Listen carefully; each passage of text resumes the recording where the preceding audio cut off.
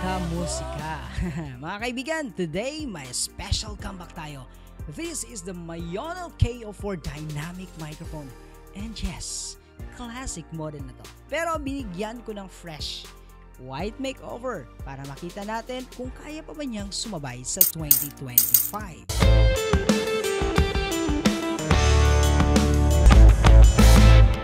At dito sa video, susubukan natin siya sa vocal recording, acoustic guitar at pati noise rejection test. Alamin natin kung sulit pa ba siya ngayon or pang display na lang. Kung matagal ka nang nanonood dito, alam nyo na itong Mayono KO4, isa sa pinakaunang mics ko na ginamit sa content. Ginamit ko siya sa voiceover, vlogging, quick recording, pati acoustic sessions. Umabot siya sa point na ginawa ko siyang DIY podcast mic gamit ang PVC pipe. Pero eventually, na-realize ko, mas bagay pa rin siya sa original shape niya. Kaya inaayos ko, nilinis ko, at then nirepaint ko siya ng white para may fresh start. Surprisingly, ang solid pa rin ang build niya kahit ilang taon na. So, ano bang meron si Mayono KO4 dynamic microphone na to? Simple pero reliable. Dynamic capsule. Mas konti ang background noise. Of course, merong background noise, hindi natin yan makukuha talaga. Meron talaga pero at least mami-minimize niya. It has a cardioid pickup. Polar pattern. Focus sa harap, reject sa gilid. Reject sa gilid. Ayan. So, nakafocus siya sa'yo. And of course, meron siyang metal body. Matibay. Hindi marupok. Yung bell niya, meron siyang pop filter actually that reduces plosive sounds. Nilagyan ko rin siya ng filter sa ilalim para hindi gaanong pick up yung mga plosive noise. Though, meron talaga.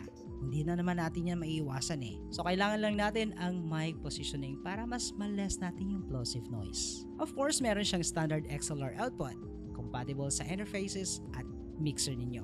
Hindi fancy, pero kung ang hanap mo ay matibay at maasahan, ito yun.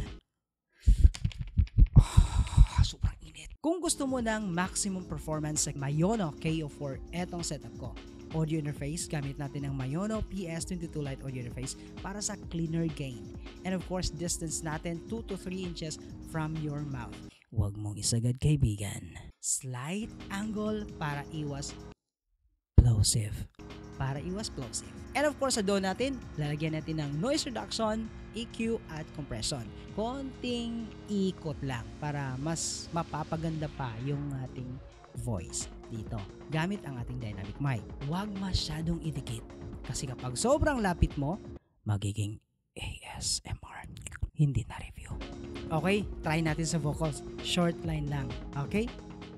Hello mic testing, mic check. This is the sound coming from the Mayono KO4 dynamic microphone.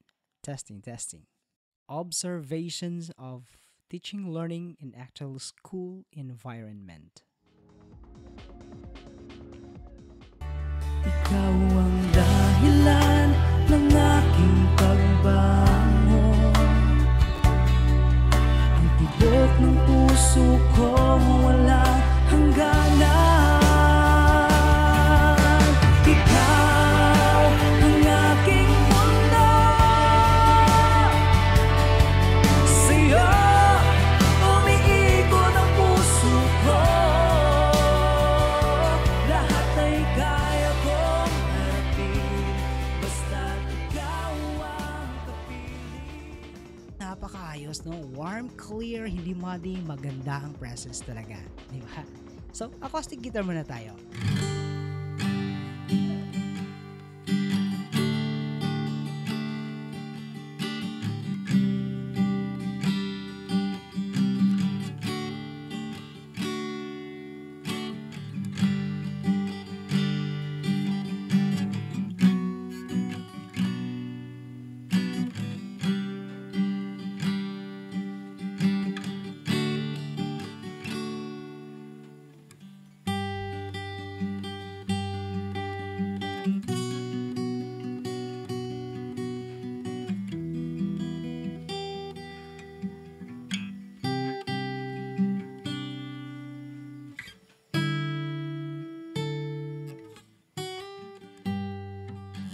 Clean ang highs, hindi boxy ang mids, and surprisingly smooth for an old mic.